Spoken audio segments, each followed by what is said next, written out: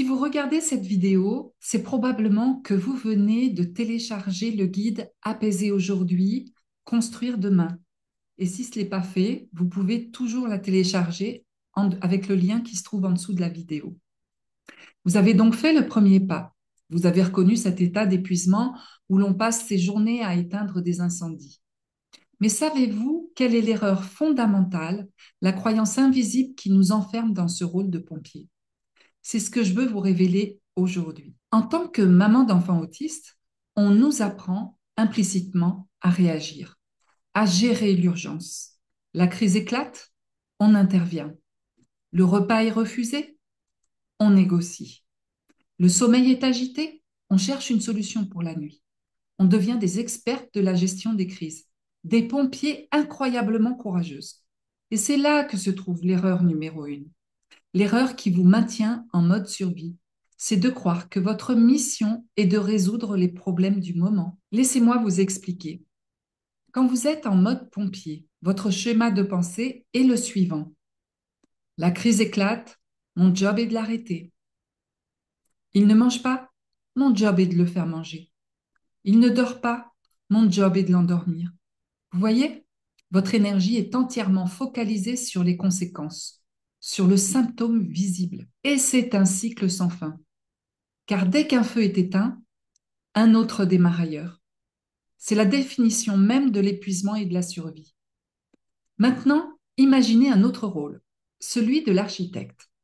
La mission de l'architecte n'est pas d'éteindre les incendies. Sa mission est de construire une maison où les incendies ne peuvent pas démarrer. Votre mission n'est pas de gérer les crises, c'est de rendre le terrain de votre enfant non inflammable. Votre mission n'est pas de le faire manger, c'est de réparer son système digestif pour qu'il ait envie de manger. Votre mission n'est pas de l'endormir, c'est de réguler son système nerveux pendant la journée pour que le sommeil vienne naturellement. Vous voyez la différence? Le pompier réagit au présent, l'architecte construit pour l'avenir. Changer cette perspective change absolument tout. Ça veut dire que votre travail n'est plus de vous battre contre les comportements, mais de prendre soin des fondations. Et les fondations, ce sont les mêmes que celles que je vous ai présentées sur le guide que vous avez téléchargé. Le terrain biologique, son alimentation, son sommeil, l'équilibre de son corps. Le terrain émotionnel, la sécurité du lien, votre propre calme, l'environnement de la maison.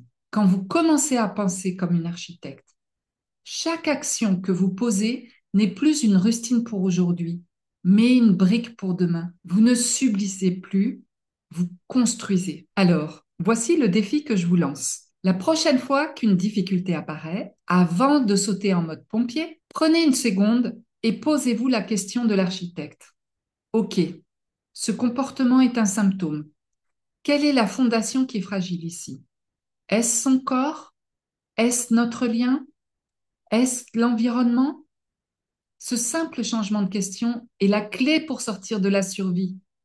C'est cette philosophie de construction que je partage dans toutes les vidéos de cette chaîne. Si ça vous parle, vous êtes au bon endroit.